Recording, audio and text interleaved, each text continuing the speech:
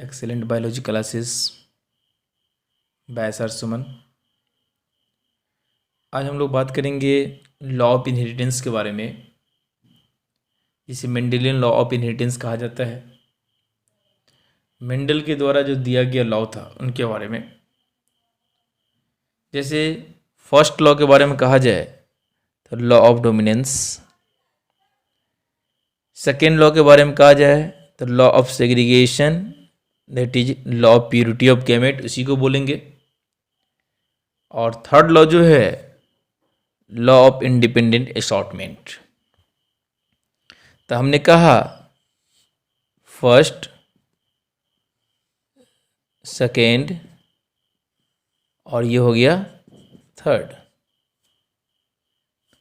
तो इस तरीक़ा से हम कहते हैं थ्री लॉ ऑफ मेंडेलियन।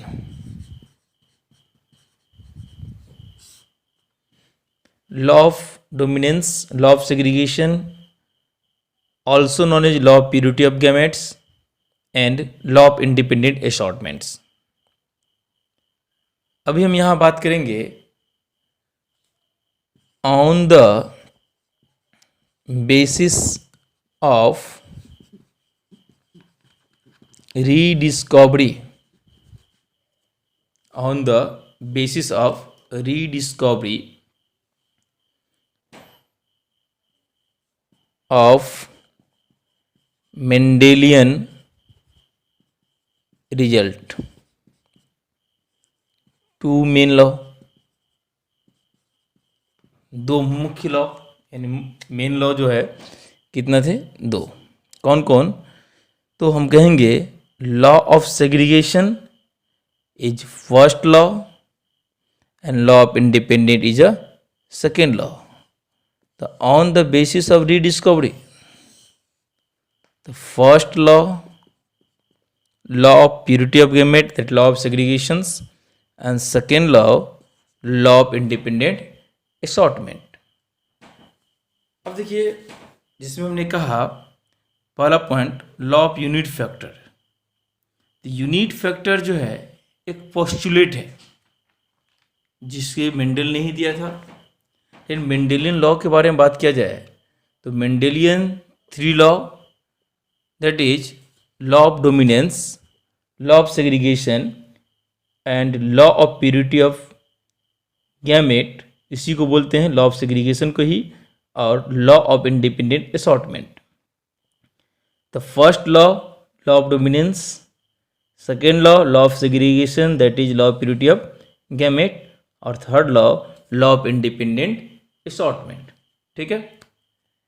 अब देखिए यहाँ पे हम पहला पोस्टुलेट के बारे में बात करेंगे। वो पोस्टुलेट है law of unit factor. Word से क्लियर है? ये लॉ ऑफ यूनिट फैक्टर क्या है? तो इसके से हम कहेंगे one unit factor control, one unit factor control one character. One character हमने क्या कहा? One unit factor control one character, hence one pair of character और one pair of allele of a gene control one pair of contrasting character। देखिए क्या कहा हमने? कहा one unit factor control one character, hence one pair of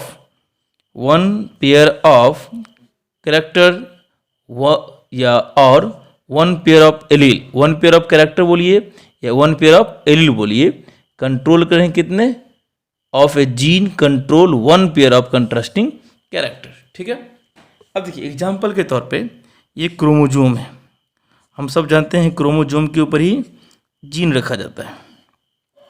ये जो है, अगर हम बात करें 1 यूनिट फैक्टर के बारे में, तो 1 यूनिट फैक्टर कंट्रोल करते 1 कैरेक्टर को हमने कहा एक एलील यहाँ पे है, सॉरी एलील कहेंगे नहीं, एलील नहीं कहेंगे, जीन कहेंगे यहाँ पे, तो कहेंगे हम ड्वार्फनेस के लिए।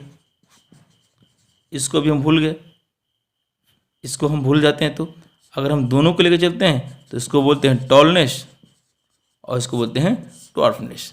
तो इस केस में ये भी बात क्लियर हो गया, 1 pair of allele of A gene control 1 pair of contrasting character, जिसमें हाइट का कैरेक्टर है, जिसमें टॉल और ड्वार्फ को हम क्या करते हैं, सिंबॉलिकली रिप्रेजेंट करते हैं। ठीक है, चलिए पहला है लॉ ऑफ डोमिनेंस को हम डिटेल से पढ़ेंगे, एक एक पॉइंट हमें समझना हो, सीखना होगा कि आखिर लॉ ऑफ डोमिनेंस क्या है। ठीक है, इस केस में हम ये देखते हैं कि इसमें क्लियर लिखा है कि ऑन क्रॉसिंग बिटवीन 2 पेरेंट्स, तो 2 पेरेंट्स करने का मतलब होमोजाइगस या हेट्रोजाइगस लेंगे, उस बात को हमें समझना होगा। तो यहाँ पर हमने कहा homozygous having alternate contrasting form of a trait और character in which only 1 character is express. अब देखिए ओनली 1 कैरेक्टर एक्सप्रेस हुआ कब, F1 जनरेशन।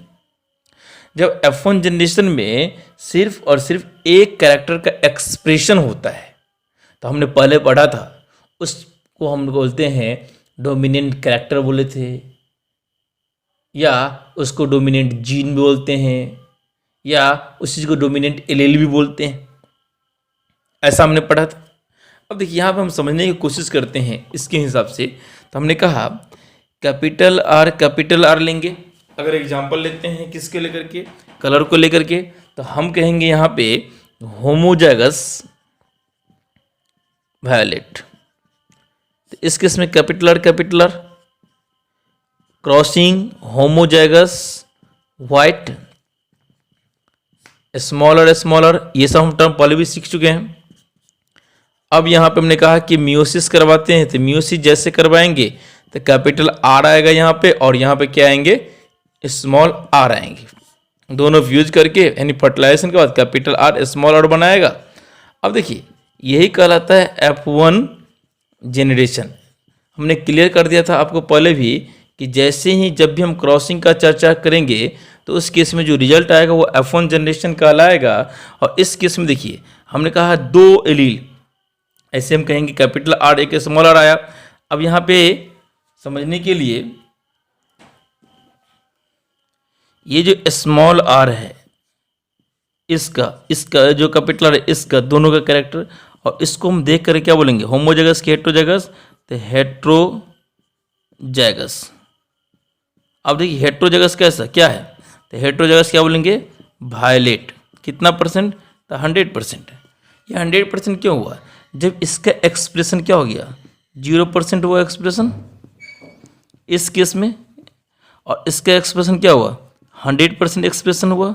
तो इस केस में जैसे 100% एक्सप्रेशन होगा तो स्वाभाविक है यहाँ पे क्या दिखाई देगा, वायलेट शो करेगा।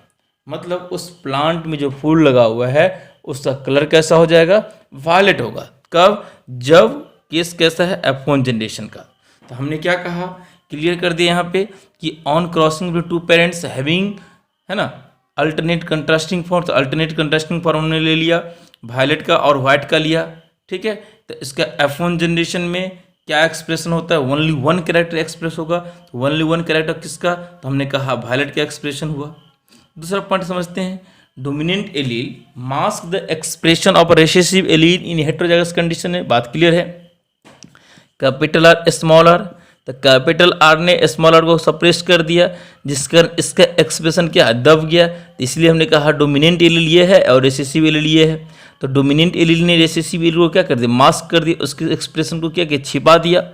ठीक है, तो इसके एक्सप्रेशन को छिपा दिया। वही बात हमने लिखा, dominant allele mask the expression. याद रखिएगा, बहुत इंपॉर्टेंट पॉइंट है, रिसेसिव एलील इन हेट्रोजाइगस कंडीशन। फिर कहा डोमिनेंसी इज अ फेनोमेनन, यह एक ऐसी घटना है जिसमें 100% एक्सप्रेशन जो है एक एलील का। तो इनमें देखिए कैपिटल आर स्मॉल आर, तो ये एलील ये भी एलील, तो उसका एक्सप्रेशन हुआ 100% एक एलील का। अब वो जो एक्सप्रेशन होगा वही क्या करेंगे, डोमिनेंट एलील, और जिसका एक्सप्रेशन नहीं होगा वो क्या करेंगे, रिसेसिव एलील।